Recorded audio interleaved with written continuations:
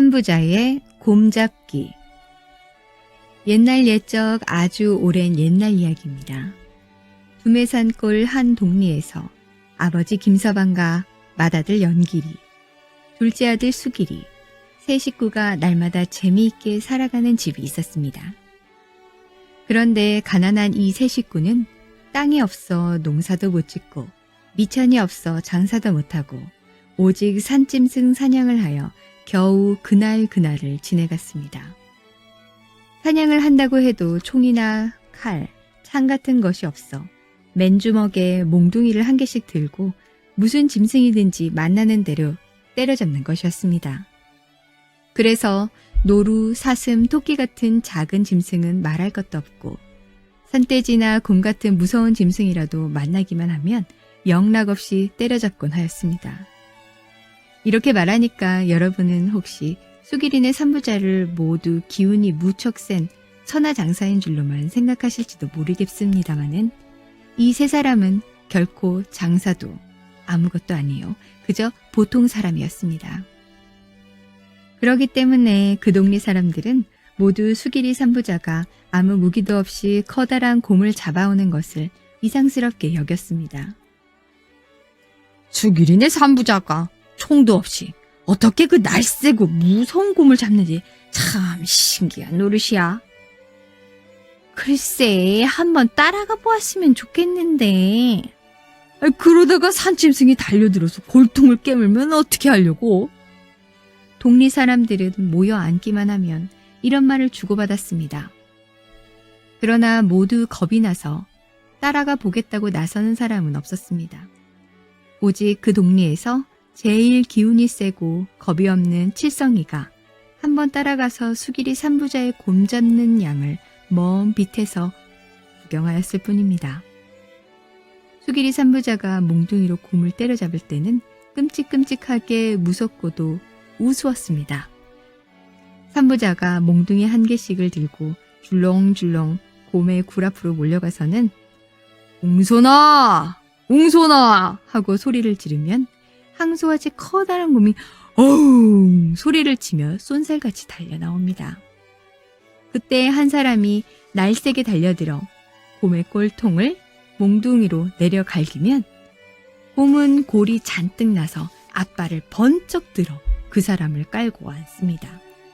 이대로 내버려두면 곰에게 깔린 사람은 핥히어 죽을 것이지만 이때에 다른 사람이 또 번개같이 달려들어 몽둥이로 골통을 내려 갈기면 곰은 먼저 깔고 앉아 핥히려던 사람을 내버리고 둘째 번에 달려든 사람을 깔고 앉습니다.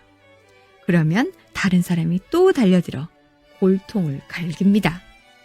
이렇게 번갈아서 불이 번쩍 나도록 달려들어 내리 갈기고 깔리우고 내리 갈리고 깔리우고 하는 동안에 깔리었던 사람이 또 일어나서 내려 갈기고 이와 같이 한참 동안 싸우면 곰은 결국 피를 흘리고 죽어 넘어집니다.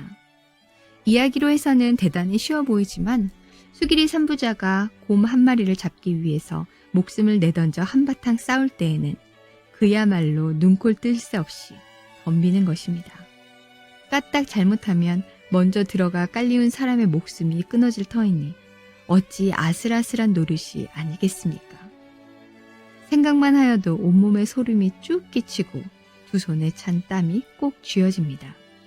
이 모양으로 곰을 잡아다 팔곤 해서 처음에는 더할 수 없이 구차하던 수길이의 집 살림이 점점 넉넉하여지는 것을 보고 제일 먼저 부러워하고 욕심을 낸 사람은 칠성이었습니다. 그리고는 나도 한번 곰 사냥을 하여 보고야 말 거야 하고 속으로 부르짖으며 주먹을 불끈 쥐었습니다. 어느 날 수길이의 형님이 볼 일이 있어 어디를 갔기 때문에 수길이와 그 아버지도 할 수 없이 며칠 동안은 놀고 있었습니다. 이때 칠성이가 달려와서 요사이는 어찌해서 곰 사냥을 하지 않으십니까? 하고 수길이 아버지에게 물었습니다. 아, 연길이가 어디를 가서 그래서 못하고 있지. 수길이 아버지는 이렇게 대답했습니다. 그러면 저하고 같이 가시지요. 이 주먹으로 내려 갈기면 그까지 곰 한 마리쯤이야 단 한 번에 죽어 넘어지죠. 실성이는 이렇게 말하며 무섭게 커다란 주먹을 불끈 쥐어 보였습니다. 안 돼. 아무리 기운이 세더라도 곰만큼 기운이 세지 못할 것은 사실인데 그 기운을 믿어가지고는 안 돼. 수길이 아버지는 머리를 절레절레 흔들면서 이렇게 대답했습니다. 실성이는 그래도 가만히 있지 않고 어째서 안 됩니까? 제가 영길이만큼 사냥을 못하리라는 말씀입니까? 하고 대어 물으니 수길이 아버지는 아이, 사냥이야 잘하든지 못하든지 그 노릇은 삼부제가 해야 되는 것이지 남과 같이 하지는 못할 일이야. 꼭 삼부자라야 해. 하고 대답하였습니다. 실성이는 아직도 알아듣지 못하고 왜요? 삼부자가 아니면 곰이 때려도 죽지 않습니까? 하고 물었습니다. 아니, 딴 사람을 때린다고 곰이 죽지 않을 리 없지. 때리기만 하면 물론 마찬가지야. 그렇지만 우리가 하는 사냥은 목숨을 내놓고 죽기 살기로 달려들지 않으면 안 되는 것이야. 심 부자지간이나 형제간에는 아무리 내 몸이 위급하더라도 나 하나만 살 생각을 두지 않고 죽어도 같이 죽고 살아도 같이 살기로 자꾸 달려드니까 나중에는 곰을 잡지만 다른 사람이야 어디 그런가? 그래서 안 된다는 것이야. 이제 알아들었나? 수길이 아버지는 이렇게 말하며 실성이의 얼굴을 들여다보았습니다. 가만히 앉아서 이야기를 듣고 있던 실성이는 네, 알아들었습니다. 그렇지만 저는 결단코 내 몸이 급하다고 먼저 도망을 하진 않습니다. 꼭 부자지간, 친형제간이 아니더라도 전 마지막까지 싸웁니다. 제가 이전에 한번 가만 따라가서 먼 밑에서 곰 잡으시는 것을 보았습니다. 저도 꼭 영길이와 같이 할 수 있습니다.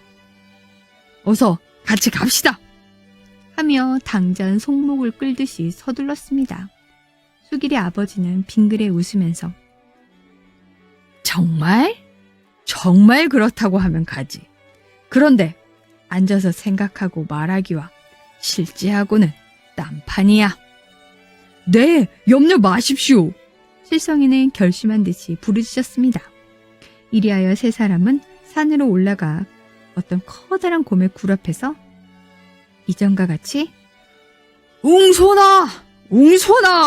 소리를 지르니까 송아지 같은 곰 한 마리가 달려 나왔습니다.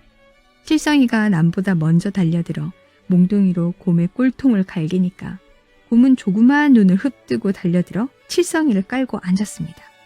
이때 수길의 아버지가 달려들어 꼴통을 내려 갈기니까 곰은 칠성이를 놓고 수길의 아버지를 깔고 앉습니다. 그러자 또 수길이가 달려들었지요. 그런데 칠성이가 2번을 배 밑에 깔리고 나니까 어떻게 급하던지 그야말로 온몸이 송편처럼 납작해지는 것 같았습니다. 그래서 처음 나올 때 먹은 마음은 다 어디 가고 죽을까봐 겁이 나 다시는 달려들어 싸우지 못하고 한편 모퉁이에 피하여 서서 치를 떨며 수길이 부자가 싸우는 양을 보기만 하였습니다. 수길이와 아버지는 칠성이가 빠져나갔는지 안 왔는지 생각할 여지가 없이 불이 번쩍 일도록 달려들어 내려 패고 갈기었다가는 일어나서 또다시 내려 패고 갈기고 또 갈기고 하며 그 곰을 때려 죽였습니다. 온몸이 땀으로 목욕을 하다시피 된 수길이 아버지는 숨이 턱에 닿아서 이번에도 죽이긴 죽였다만 어째서 차례가 이다지 작게 오느냐 하며 수길이를 돌아보았습니다. 글쎄요, 오늘은 전보다 더 급한걸요? 하였습니다. 여러분은 누구든지 칠성이의 행동을 비겁하다 생각하실 겁니다.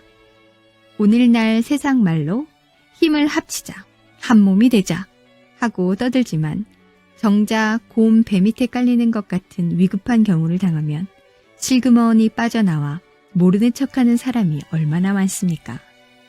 그와 반대로 만일 수길이의 삼부자처럼 아무리 위급한 경우를 당하더라도 처음에 먹은 마음이 변치 않고 끝까지 싸우는 사람이 단 1000명, 100명, 아니, 단 10명, 단 3명만 엉키면 천하의 무서운 것과 못할 일이 없을 것입니다. 곰도 잡고 호랑이도 잡죠. 여러분, 우리는 다 같이 수길이 삼부자처럼 한 몸이 됩시다. 그리고 속담에 삼부자 곰 잡듯 한다 라는 말이 있는데 그 말의 뜻도 이 이야기를 읽으셨으니까 잘 아실 것입니다.